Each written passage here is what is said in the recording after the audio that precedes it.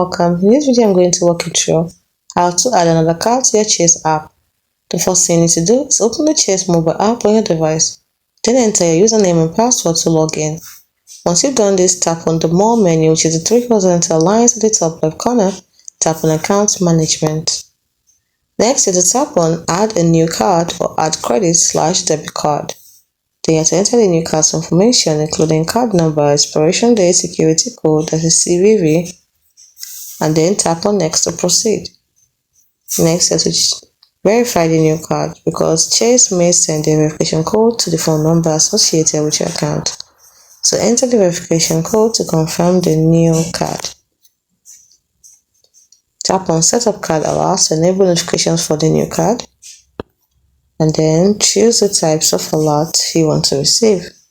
It could be transactions, payments, etc. Next is to confirm the new card by reviewing the new card's information to ensure it is accurate and tapping on Confirm.